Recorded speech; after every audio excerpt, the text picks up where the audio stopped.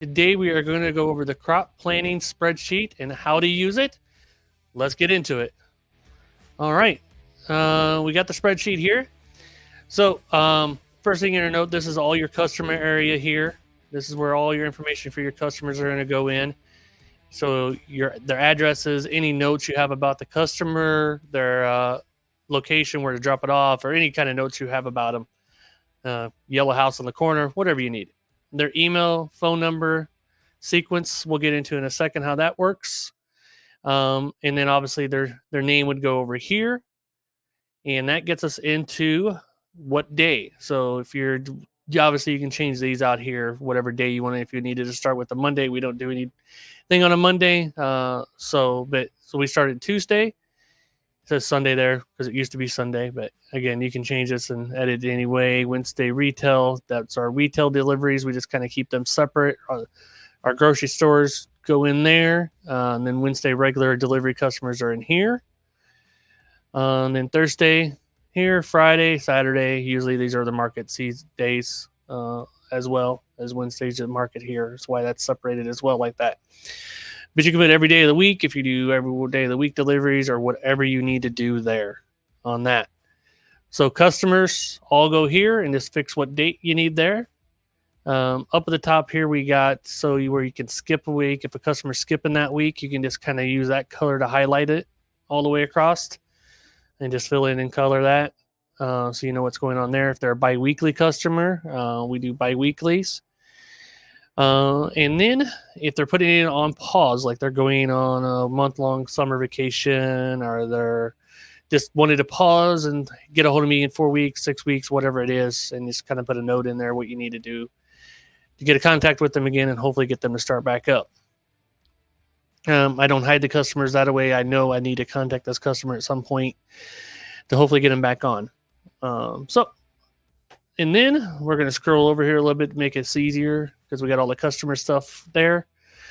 So here is where you're going to put in what their order is. So we do 2 big specialty boxes, a sunshine sampler, and then a crunchy mix. They can either choose a broccoli or radish with it. And it's sunflowers, peas, broccoli, or radish, whichever one they wanted to choose.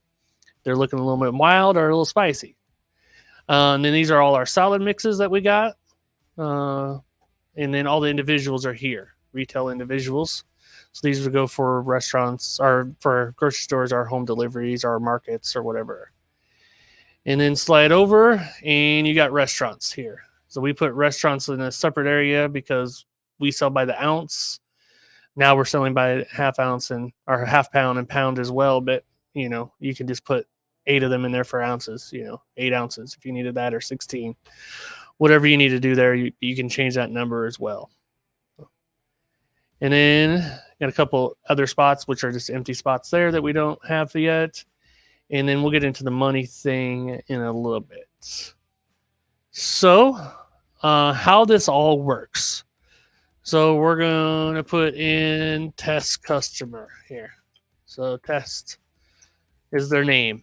And that customer is getting a farmer salad, a crunchy salad, a sunflower, a micro mix, and a beet.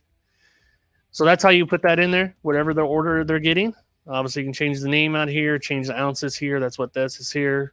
You have to change it for each row if your ounces are different that you're delivering. So you change that on each line different for that. These ones are special ounces, so that's why they're not up there with that. But most of you are probably not going to have salad mixes. You're probably going to be more in this realm anyway, but they're there. So once you get your customers put in, so obviously you'd have more than this, but once you get your customers put in, we would scroll down to here, and you can see Wednesday retail that we have 2 sunflowers. 2 ounces. I'm sorry, 2 ounces.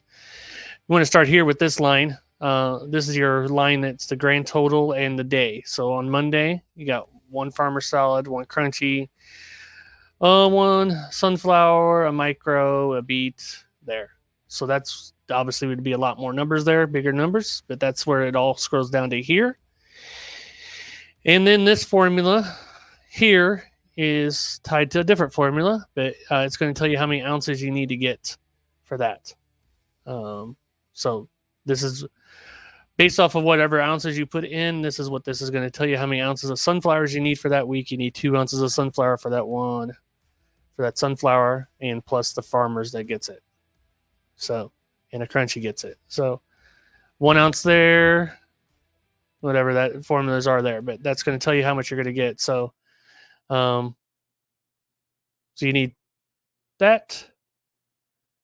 That's your how many trays you need. So you need 0.11 trays, but obviously you're going to get 1 tray. You're going to grow 1 tray, but so on and so forth. And there would be a lot more in there. Say that would say 1.11. You would obviously do 2 trays, and then you got almost a full tray. You can sell that week if sudden order comes in. But so that's how that all flows down, and then it gives you a pick ticket as well here. So this is kind of what we would print out for each delivery date. Just highlight that and go to print it, and that will give you your pick ticket for the week, or for that day. I mean, that will give you your pick ticket for the day, and then that way you know what you need to get out of the cooler or pack or whatever else you need to do with it there. All right. Over here is the mixes. We'll go over this real fast. This is the mixes. So if you're going to make a farmer salad, whatever you're going to make, if you're going to put 1 ounce, that's the reason why it's really low on that, because it didn't count for any of that. 1 ounce peas, 1 ounce of broccoli, say, and your crunchy is 2 ounces, 1 ounces, and 1 ounces. These are not the correct numbers that we use. I'm just demonstration purposes only. So obviously that number is going to change up here now of how many ounces of sunflowers you needed. Obviously you would already have that number in there when you put it in there. So that would already give you that number, but you need 5 ounces of sunflowers now. So 0.28 trays. So that's how that numbers work out and correlate with that up there. And this would always be filled out all the time. This is just a formula creator to know how many you need for that. And then down here we do 2 harvest dates. So we do harvest date for Monday, Tuesday, Wednesday deliveries. So we would be doing them on Monday or Sunday harvesting.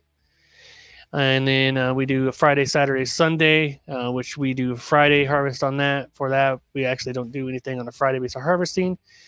And then that's Saturday and Sunday markets, mainly is what that's for. But whatever yours is, if you're delivering on Saturday or you're delivering to customers or you're doing the markets, whatever, it'd be the same information. So this tells you over here how many trays you need to plant. I'm going to quickly change real fast just so you can see the difference. Say this customer is getting 10 sunflowers. So back down here on this sheet, now I need 46 ounces of sunflowers. It's going to tell me I need 2.25 trays. I only have 1 growing. So you need 20, you're down 28 ounces. So obviously you're doing this 2 weeks in advance as well. So for whatever you're needing to do for this one, you got to do in advance of that planting day as well. So, so I need 3 ounces of sunflowers. It's going to tell me when I need it planted on. And you get that by doing this up here. So say I need this on 8/26 of 22. It's going to tell me I need to plant that based off of the numbers are in here. So minus 10 days. Because that takes a 10-day grow. And then we got fava that's a minus 12, which is a 12-day grow. So you can change whatever these in here you need to how long yours is growing. And then that's going to give you the back date of when you need to plant it. So today is 8/16, so I better have this stuff planted. If I needed fava, I'm too late already. So that's where you're going to get that when your harvest date is. You need to put that in there.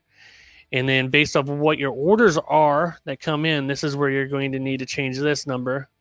Like I need 5 trays of broccoli, it says. So I'm going to have to grow 6. So this is where you're getting how much you need to grow for these dates.